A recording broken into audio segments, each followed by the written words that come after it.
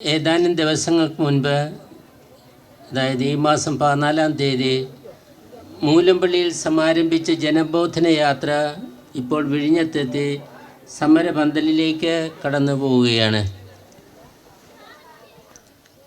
ഈ ജനബോധന യാത്രയിൽ പങ്കുചേരുന്ന നിങ്ങളേവരെയും ആദ്യമായി സ്നേഹപൂർവ്വം ഞാൻ സ്വാഗതം ചെയ്യുന്നു. വികസനത്തിൻ്റെ പേരിൽ മോഹന വാഗ്ദാനങ്ങൾ നൽകി ആ വാഗ്ദാനങ്ങളിൽ ആകൃഷ്ടരാവുകയും ചൂഷണ വിധേയരാവുകയും കബളിപ്പിക്കപ്പെടുകയും ചിതറിക്കപ്പെടുകയും ചെയ്തവരാണ് മൂലമ്പള്ളിയിലെ നമ്മുടെ സഹോദരങ്ങൾ. ഇവരുടെ തിക്ത അനുഭവങ്ങളിൽ നിന്നും പാഠങ്ങൾ പഠിക്കുവാൻ നമ്മെ ആഹ്വാനം ചെയ്തുകൊണ്ടാണ് ഈ ജനബോധന യാത്ര തീരപ്രദേശത്തിലൂടെ കടന്നു പോയിക്കൊണ്ടിരിക്കുന്നത്.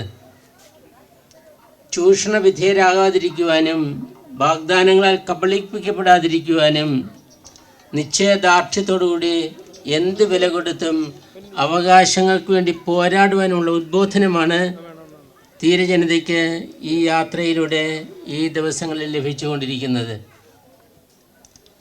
നമ്മുടെ പരിമിതികളെക്കുറിച്ച് നമുക്ക് നല്ല നിശ്ചയമുണ്ട്. സമ്പത്തിൻ്റെ ബാഹുല്യത്തിലും സ്വാധീനശക്തിയിലും ആഗോളതലത്തിൽ തന്നെ 1-ാം സ്ഥാനത്തോ 2-ാം സ്ഥാനത്തോ നിൽക്കുന്ന വൻകിട കോർപ്പറേറ്റുകളെയാണ് നാം നേരിട്ടുകൊണ്ടിരിക്കുന്നത്. വേണ്ടി വന്നാൽ നിമിഷ നേരം കൊണ്ട് നമ്മയെല്ലാം പിച്ചി ചീന്തി നാമാവശേഷമാക്കുവാൻ കഴിവുണ്ടെന്ന് കരുതുന്ന അധികാര കേന്ദ്രങ്ങളും ഇവരോടൊപ്പം ഉണ്ടെന്ന് നമുക്കറിയാം.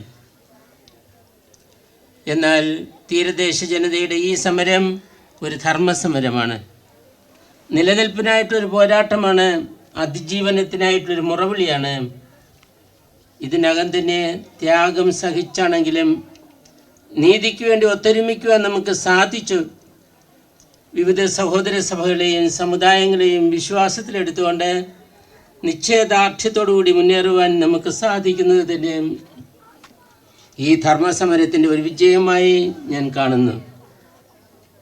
നീതിക്ക് വേണ്ടി പോരാടുന്നവർക്ക് നിരവധി ത്യാഗങ്ങൾ സഹിക്കേണ്ടി വരും. വിശപ്പും ദാഹവും അനുഭവിക്കേണ്ടി വരും.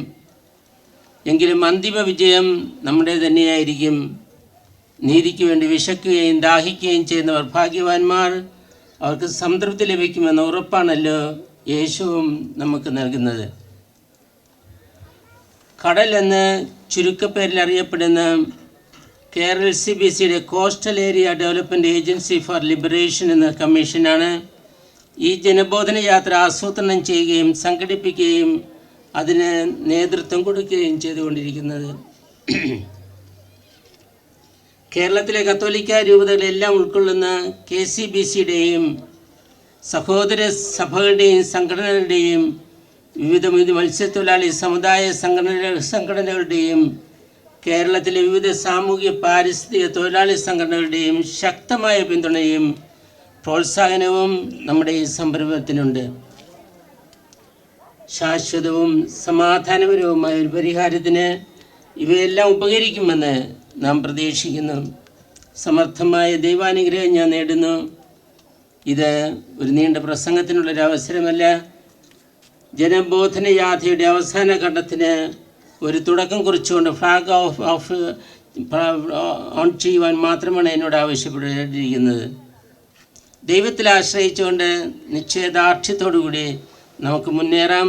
ദൈവം നമ്മളെ സമർത്ഥമായിട്ട് അനുഗ്രഹിക്കുമാറാകട്ടെ.